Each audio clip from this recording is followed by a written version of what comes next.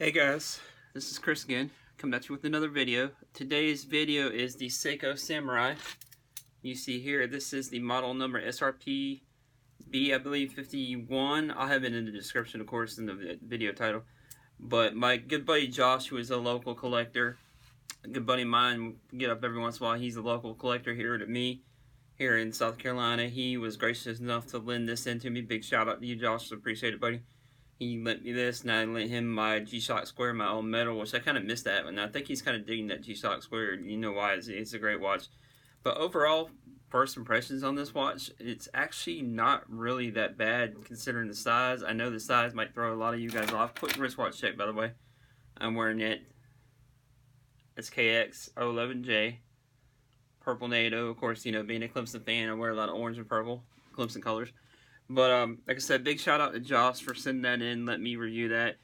Because like I said, I've never really gotten a chance to try out a Seiko Samurai in person. And just because the specs alone kind of threw me off at first. That's why I never really bought one myself. But now I'm kind of glad I did get to buy it. Or not buy it, but to try it out, excuse me. And like I said, don't let the specs throw you off. Because Seikos, as you know, even though they're a little bit bigger size-wise, they tend to wear a little smaller. And I'll show it next to my SKX just for like a size comparison on the side-by-side on the desktop here. But like I said, just don't let the specs on it throw you off. This is definitely kind of a chunky watch. A little over 13.5 millimeters thick, so it is definitely a chunky watch. But it doesn't really wear, like I said, that well. I'll show you a wrist shot and everything like that. But anyways, guys, I'll go do a desktop view and get on with the review. But like I said, overall, really surprised by this piece. This particular piece, the SRPB51. That is all their destinations, the SRPB, I believe. And they have all kind of different iterations. They have this one, which is almost kind of like a off kind of blue, like a dark blue, like black almost kind of dial here. You can see the lines there on the dial. Pretty nice dial.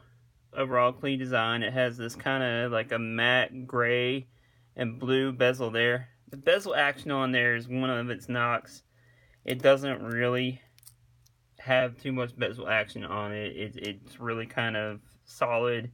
Doesn't really move too much. It moves, but you gotta kind of force it to go around.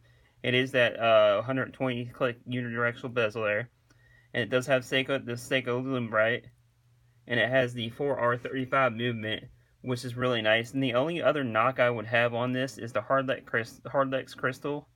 Instead of a sapphire crystal, they went with the Hardlex crystal like they have on the SKXs and everything like that. At the $400 price mark, I would expect a sapphire crystal. At least that's just me personally. But you can't really knock them for that. And again, it is a 43.4 millimeter case, the dial. 22 millimeter lugs, and it does wear 47 millimeters tip to tip, which is really nice for the specs. It makes it wear not really as big as the specs would state, or as big as you would think they would state. And it is a 200 meter water resistant diver, so it overall does the job. Like I said, they have this one. They have the Save the Ocean version, which is really nice blue. It's got that really nice blue kick to it. They have orange dial, which I really like the orange, of course. They have a patty version. I'm thinking about possibly getting the patty version myself at some point. That's one of the things why I like it so much. You know, just as kind of like a beat around watch for work and all that. And I like the patty version, which is really cool. And this particular one that Josh wears really well. He wears it all the time. You can tell. Got Seiko there on the clasp. Here is the case back here. You can see that Samurai. The crown. The crown, the action on the crown is actually pretty nice. It's over here at the 3 o'clock. Of course, you see the date window at the 3 o'clock there too. Nothing too crazy. Like I said, you know, I'm not a big date window guy.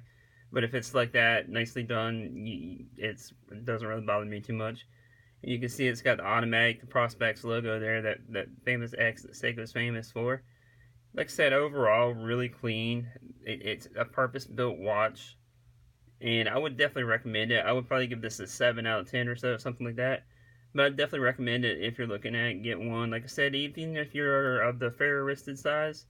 I know one of my friends is a little bit smaller wrist, and he's looking at getting one.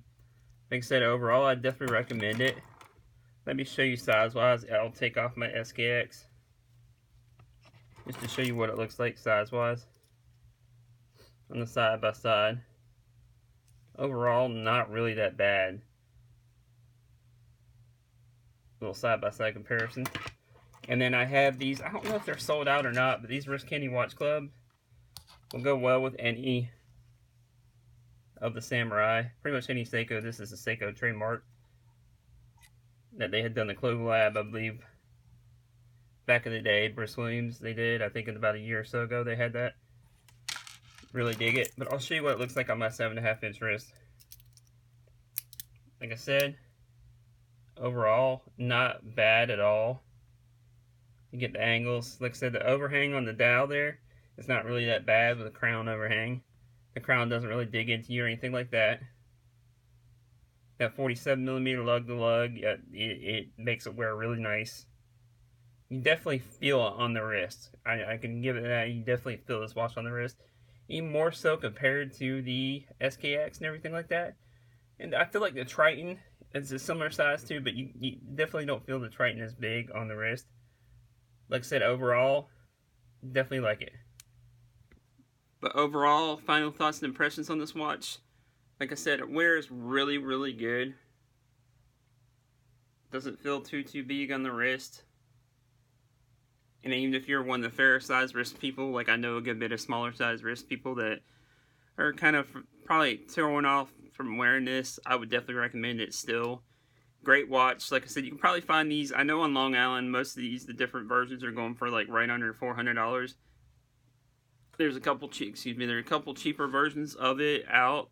There's like a black and gold version. I think that's one of the cheaper versions, and you can probably find them on Amazon a lot cheaper than that. So that's something to keep in mind. Check Amazon, do your research on the pricing, all that. Jumbo Shop may have some. Maybe check them out. But overall, definitely recommend this. The overall impressions, even though it's a really chunky watch, it doesn't really wear that chunky, if that makes sense. Don't knock it until you try it, and I definitely recommend it. But anyways, guys, let me know down in the comments. Like, subscribe if you haven't already. Let me know what you think about the watch. Do you have a Samurai? Are you looking at getting a Samurai? Do you have a smaller wrist? How does it fit you? Alright, guys. Peace.